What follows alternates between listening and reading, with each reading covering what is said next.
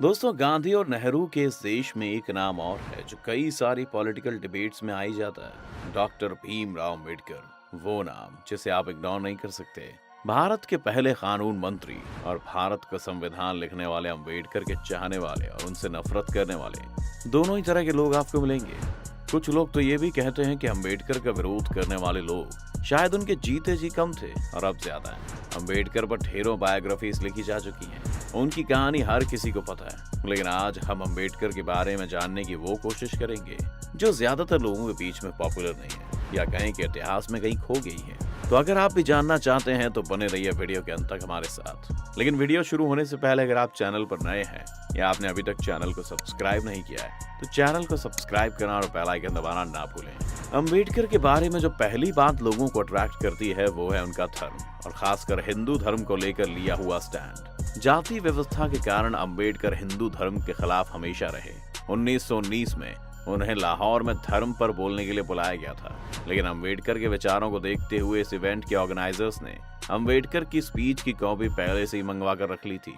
और जब उन्होंने स्पीच को पढ़ा तो उन्हें एहसास हुआ कि अंबेडकर को इस इवेंट में बुलाने से कई तरह की परेशानियां खड़ी हो सकती हैं, जिस कारण अंबेडकर को इस इवेंट में आने से मना कर दिया गया। अंबेडकर के बाद में स्पीच को जाति का विनाश या एनिहिलेशन ऑफ कास्ट नाम की एक किताब के रूप में प्रकाशित किया गया, जिसमें उन्होंने ये आर्गुमेंट आगे रखा कि जाति व्यवस्था को सुधारा नहीं जा सकता। हिंदू धर्म और जाति व्यवस्था रेल की पटरियों की तरह है, जो अलग अलग दिखती हैं लेकिन साथ ही साथ चलती हैं। अंबेडकर का मानना था कि दलितों के विकास के लिए हिंदू धर्म का ही नाश जरूरी है। एक बार पेरियार के सामने उन्होंने भगवत गीता को एक सभा में क्रिटिसाइज किया। इसे देख घनश्याम दास बिड़ला के बड़े भाई एक दिन अंबेडकर से मिलने आए और उन्होंने उन्हें कहा कि आप भगवत गीता की आलोचना करने के बजाय इसके संदेश को दुनिया भर तक पहुंचाएं। और जहां तक जाति व्यवस्था को हटाने की बात रही तो इसका हम भी समर्थन तो करते हैं। आप चाहें तो हम 10 लाख रुपए देकर आपके इस मिशन में आपकी मदद भी कर सकते हैं। अंबेडकर इस बात से चिढ़ गए। अंबेडकर का जीवन पूरी तरह से ही जाति व्यवस्था के कारण प्रभावित हुआ था। जब अंबेडकर स्कूल में थे तो उन्हें संस्कृत पढ़ने से रोका गया, जिस वजह से अंबेडकर को फारसी पढ़नी पड़ी। और अब उन्हें लग रहा था कि 10 लाख रुपए देकर बिड़ला उन्हें खरीदना चाह रहे हैं। अंबेडकर का हिंदू धर्म से विवाद 1929 में भी सामने आता है, जब उन्होंने नोटिस टू हिंदुइज्म नाम से एक लेख लिखा और इसमें दलितों से आग्रह किया कि वो अपना धर्म बदल लें। अंबेडकर का झुकाव पहले इस्लाम की तरफ था, लेकिन फिर कुछ लोगों ने उन्हें सिख धर्म अपनाने के लिए कहा, लेकिन सिख धर्म में भी जातियों को देखकर उन्होंने ये ख्याल टाल दिया। खैर, अंबेडकर ने इस्लाम भी नहीं अपनाया, क्योंकि अंबेडकर को एक ऐसा धर्म चाहिए था जो सिर्फ जाति ना मिटाए बल्कि आध्यात्मिक रूप से भी उन्हें स्वतंत्र कर दे। ईसाई धर्म के साथ उनकी परेशानी ये थी कि ईसाई जीसस को अपना मसीहा मानते थे और बाइबल में लिखा हुआ ही अंतिम सत्य था। हिंदू धर्म में भी पहले से ही सभी कुछ डिफाइंड था। इस्लाम के साथ भी ये परेशानी थी कि उन्हें मानना पड़ता कि मोहम्मद अल्लाह के आखिरी मैसेंजर या रसूल है और कुरान में जो लिखा है वही सब कुछ है। इसके उलट बुद्ध ने कभी खुद को भगवान नहीं कहा, साथ ही उन्होंने ये भी नहीं कहा कि उनकी बातों को कोई माने। बौद्ध धर्म में उन्हें आजादी थी कि वो अपने अंदर झांकते हुए अपनी तरह से इस धर्म को मान सकते थे, और बौद्ध धर्म में कोई रूल नहीं थे। इसके अलावा समय के साथ बुद्ध ने बौद्धों को बदलने के लिए भी कहा था, जबकि बाकी धर्मों में जो कहा गया है वो अंबेडकर के मुताबिक बदला नहीं जा सकता था। इसके अलावा जेंडर इक्वालिटी और कर्म का सिद्धांत जैसे पुनर्जन्म के सिद्धांत को भी बौद्ध धर्म में नहीं माना जाता था। उसने भी अंबेडकर को अपनी ओर आकर्षित किया। अंबेडकर अपने समय में शायद भारत के सबसे पढ़े लिखे आदमी थे। वो मुंबई के एल्फिंस्टन कॉलेज में पढ़ रहे थे और इसके बाद उन्होंने कोलंबिया यूनिवर्सिटी और लंदन कॉलेज ऑफ इकोनॉमिक्स में भी पढ़ाई की थी। लेखक और पत्रकार जॉन गंथर बताते हैं कि जब 1938 में वो अंबेडकर से मिलने गए तो अम्बेडकर के पास 8,000 से भी ज्यादा किताबें थीं और उनके मरने तक ये संख्या 35,000 तक पहुंच गई थी। अम्बेडकर कभी अपनी किताबों को लोगों को पढ़ने के लिए नहीं देते थे, बल्कि अगर किसी को उनकी कोई किताब पढ़नी होती तो वो सिर्फ उनकी स्टडी में जाकर ही वो किताब पढ़ सकता था। अम्बेडकर का किताबों के प्रति इस कदर लगाव था कि वो रात भर पढ़ते थे और सुबह 2 घंटे के लिए सोकर कोर्ट जाते थे। कोर्ट जाते हुए भी वो अपनी कार में उसी दिन आई नई किताबों को पढ़ते रहते थे और कोर्ट के बाद वो फिर से किताबों के मार्केट में चले जाया करते थे, जहां से वो अपने लिए नई किताबें खरीदते थे।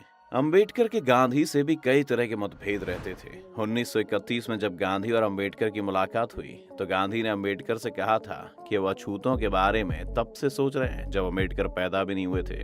तो आखिर क्यों अंबेडकर उन्हें अपना दुश्मन मानते हैं? इसके जवाब में अंबेडकर ने गांधी से कहा था कि अगर गांधी सचमुच अछूतों के बारे में सोचते हैं तो वो खादी पहनने को कांग्रेस का मेंबर बनने की पहली शर्त ना रखते, बल्कि गांधी चाहते तो कांग्रेस का सदस्य बनने के लिए ये शर्त भी रख सकते थे कि कांग्रेस में सिर्फ वही व्यक्ति आए जो जाति व्यवस्था को ना मानता हो। अंबेडकर का कहना था कि अगर गांधी सचमुच अछूतों के बारे में सोचते तो गांधी ये शर्त रखते कि हर कांग्रेस कार्यकर्ता और लीडर को अपने यहाँ एक अछूत को नौकरी देनी होगी या एक अछूत बच्चे की पढ़ाई लिखाई की जिम्मेदारी लेनी होगी। अंबेडकर आगे बोलते हैं कि आज तक कांग्रेस ने एक भी ऐसे पार्टी लीडर को अपनी पार्टी से नहीं निकाला जिसने अछूतों के खिलाफ घृणा प्रकट की हो। अंबेडकर जानते थे कि गांधी असल में जाति व्यवस्था के समर्थक हैं। गांधी का दोहरा चरित्र था। विदेशी मीडिया में पॉपुलर होने के लिए गांधी जब भी अंग्रेजी में लिखते तो हमेशा जाति व्यवस्था का विरोध करते, लेकिन गांधी के हिंदी और गुजराती में लिखे गए लेखों में हमेशा जाति व्यवस्था की तारीफ होती और वो इसके फायदे गिनाने लग जाते। ऐसे में अंबेडकर ने गांधी के गुजराती और हिंदी में लिखे गए लेखों को बाद में अंग्रेजी में ट्रांसलेट करना शुरू कर दिया था।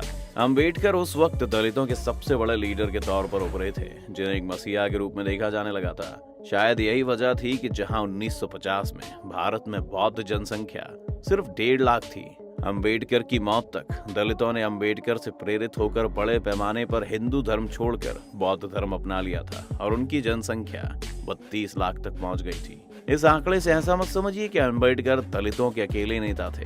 कांग्रेस की तरफ से एक और दलित लीडर बाबू जगजीवन राम हमेशा इलेक्टोरल पॉलिटिक्स में अंबेडकर से आगे रहे। जगजीवन राम 1971 में भारत के रक्षा मंत्री बने और बाद में मोरारजी देसाई सरकार में डिप्टी पीएम तक रहे, जबकि अंबेडकर को कानून मंत्री बनने के लिए भी काफी मेहनत करनी पड़ी थी। इसके अलावा बहुजन समाज पार्टी के संस्थापक मान्यवर काशीराम भी अंबेडकर की इज्जत तो करते थे, लेकिन अंबेडकर को दलितों का असली लीडर नहीं मानते थे। काशीराम के मुताबिक अंबेडकर तो विदेश से पढ़कर आए थे, जिस कारण दलितों से उनका जमीनी जुड़ाव एक समय के बाद कम हो गया था। इसलिए अंबेडकर के बारे में हर इंसान की अपनी अपनी राय है। आप अंबेडकर के बारे में क्या सोचते हैं? हमें कमेंट सेक्शन में जरूर बताइएगा।